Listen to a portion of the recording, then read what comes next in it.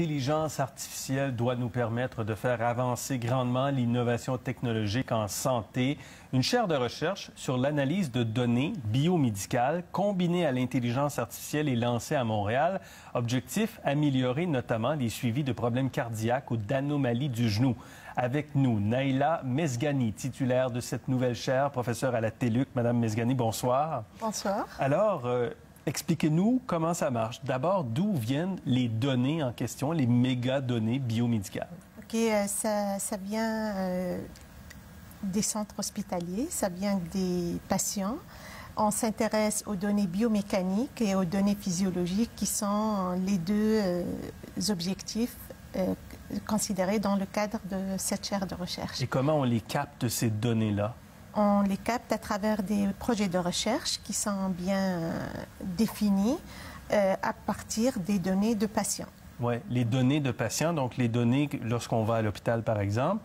Mais il y a vous avez établi des partenariats aussi avec des entreprises, notamment le vêtement qu'on voit ici, ce vêtement-là qui permet d'aller chercher des données? Oui, c'est exactement ça. Ça, c'est un textile intelligent qui permet d'aller chercher des données physiologiques de la personne qui le porte.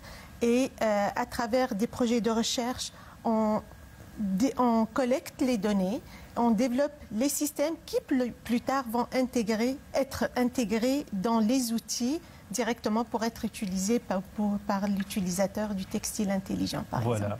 Parce que ces données-là, autrement, on ne les a pas. Oui, tout à fait. Hein, c'est ça. Donc là, on est capable de les capter, d'aller les chercher. Tout à fait. Et de les utiliser concrètement en médecine, en santé. Donnez-nous des exemples concrets de ce qu'on peut faire à partir de ces données-là. OK. Donc, nous, on s'intéresse, dans le cas de la chaire, on s'intéresse deux types de données. Pour les données biomécaniques, c'est la mesure des angles, des mouvements articulaires du genou. Donc, dans le cadre de ces projets de recherche, on fait affaire avec des orthopédistes de l'hôpital HMR, du centre genou à Laval, et on fait la collecte des données biomécaniques. Ces données vont nous permettre de développer les systèmes intelligents et qui seront plus tard intégrés dans la clinique pour être utilisés. Ouais. On voyait la personne marcher. C'est ça. On prend les données, donc, à partir de son mouvement. C'est exactement ça. C'est les courbes des angles articulaires entre le tibia et le fémur. Ouais. On mesure cette donnée. À partir de cette donnée, on développe des systèmes intelligents qui vont être plus tard intégrés dans le Nikiji, dans ce cas, pour les prochains patients. Et de là, ça va permettre l'aide de diagnostic, l'aide de traitement chirurgical et plusieurs autres applications. Et ça va permettre que le traitement, le suivi soit beaucoup plus efficace? Et plus objectif aussi, parce que là, on parle de données probantes, on parle de données qui sont mesurées. Ce n'est pas juste une perception du clinicien, c'est des choses qu'on mesure. Donc, c'est les angles, c'est des valeurs, c'est mesuré avec quelques petites erreurs, une petite erreur de mesure, et ça ne dépend pas de l'expérience du clinicien, de sa perception de son patient. Ouais. Et donc, ça, on n'a pas ça présentement. On est en train de faire la recherche, de le développer présentement, ou c'est déjà disponible? Au fait, si on prend le cas des données biomécaniques, c'est commercialisé. Ça a été développé dans un milieu de recherche, au laboratoire de recherche en imagerie et orthopédie, et ça a été transféré en clinique. Maintenant, on parle de générer des rapports automatiquement, comme on l'a vu tout à l'heure, mais après ça, on peut faire de l'aide au diagnostic, de l'aide à la décision chirurgicale. Donc, c'est des fonctionnalités en avance, au fur et à mesure en avance. Donc, les prochaines étapes, c'est l'aide au diagnostic et l'aide à la décision chirurgicale. Alors vous, qu'est-ce que vous faites dans votre chaire? Vous allez pousser davantage cette recherche? Tout à fait.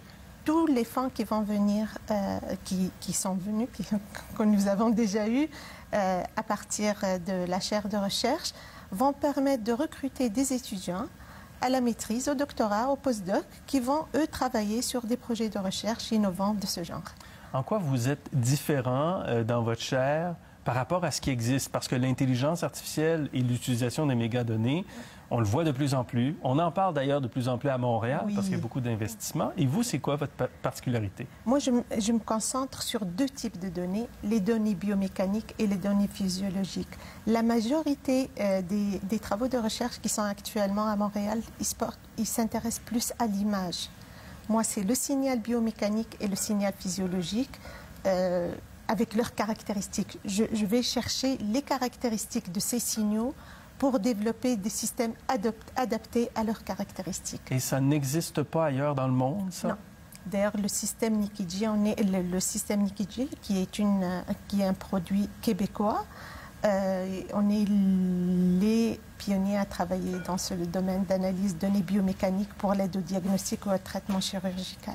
À la TELUC, vous avez un investissement de 500 000 sur 5 ans. Tout à fait. Ça va servir à quoi, cet argent? Ça va servir pour financer des étudiants à la maîtrise, au doctorat et au postdoc, des professionnels de recherche pour travailler sur ces problématiques de recherche. Et moi, je serai plus tard plus en santé, ce sera plus facile? Certainement que si on regarde avec toutes les listes d'attente qu'il y a en orthopédie, par exemple, si un système peut aider les cliniciens pour leur prise de décision, si l'utilisation de systèmes de ce genre peut accélérer tout le processus d'orientation du patient, ça va certainement avoir des retombées très positives pour les Canadiens et même dans le monde à l'échelle internationale parce que... Merci Mme Mesghani. Okay. Je vous arrête là-dessus. Vous étiez bien partie. Merci beaucoup. Merci bien. Beaucoup.